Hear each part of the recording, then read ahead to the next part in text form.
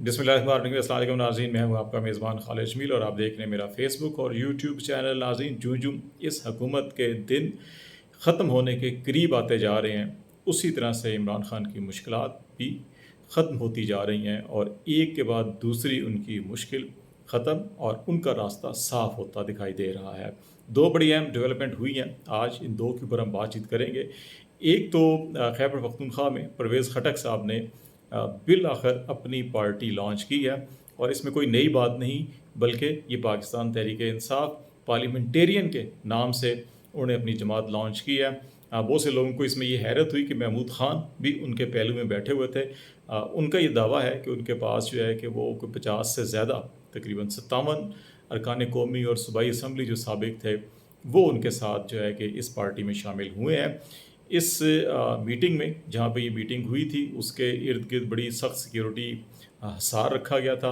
वहाँ पे किसी को जाने की इजाज़त नहीं थी। सुबह इस किस्म की खबरें भी आई कि वहाँ पे 1-2 मीडिया पर्सन ने कुछ तस्वीर और कुछ वीडियोज़ बनाने की कोशिश की गई, तो उनको अरेस्ट भी किया गया।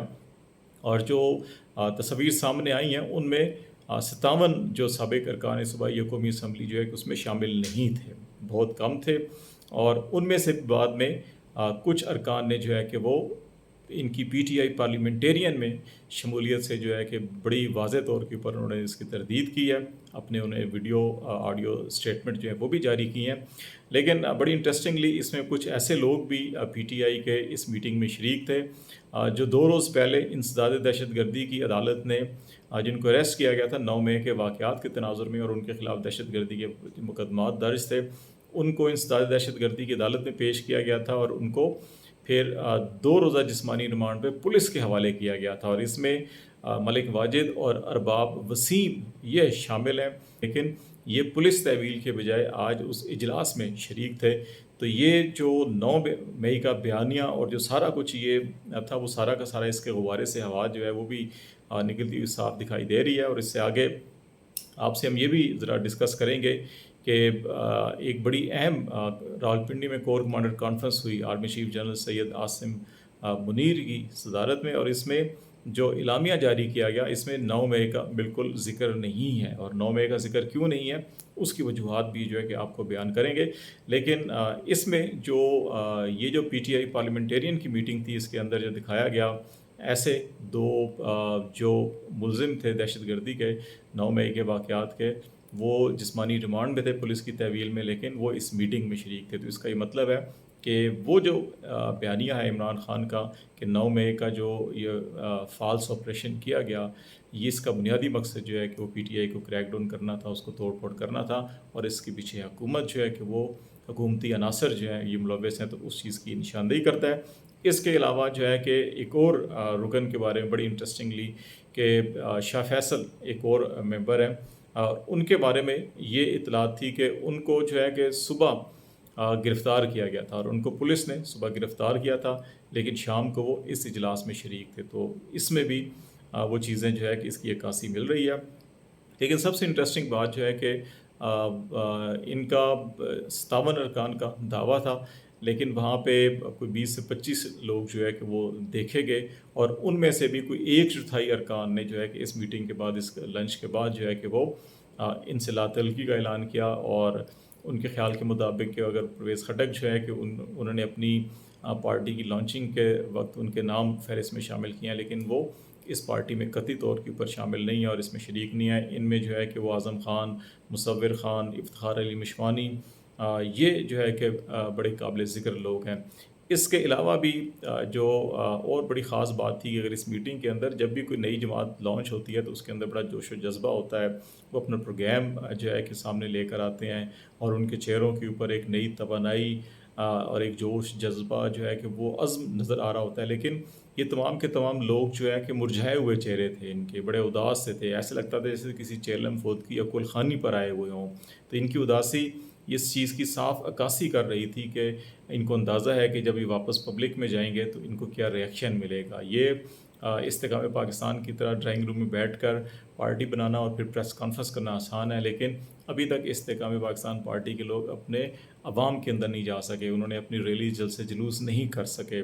यही इस वक्त जो है कि मनाज़र कुछ केपी के अंदर भी नज़र आ रहे हैं और जो पब्लिक फ़ीडबैक इस वक्त आ रहा है, اس سے صاف طور کے اوپر اور ان تمام خود جو اناؤنس کرنے والے پارٹی تھے ان کے چہروں سے یہاں تھا کہ یہ پارٹی لانچ ہونے سے پہلے ہی جو ہے کہ یہ کمپنی شاید نہیں چل سکے گی. تو یہ ایک تو صورتحال تھی.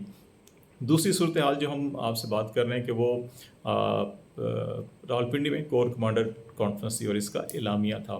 اور ایک اور آپ کو بات شیئر کرتے چلیں جو پبلک سینٹیمنٹ کی بات جو ہم نے کی اس کی ایک اور بڑی ٹھوس شواہد جو سامنے آئے ہیں اس میں فواد چودھری صاحب جو بڑے ایکٹیو تھے. اس سے پہلے وہ پرویز مشرف کی پارٹی میں رہے, کاف لیگ میں رہے, پھر وہ پیپلز پارٹی میں زرداری صاحب کے ترجمان رہے اور پھر پاکستان تحریک انصاف میں شمولیت کی اور بڑا عرصہ جو ہے کہ ان کو ترجمان کی آخری وقت تک وہ ترجمان رہے.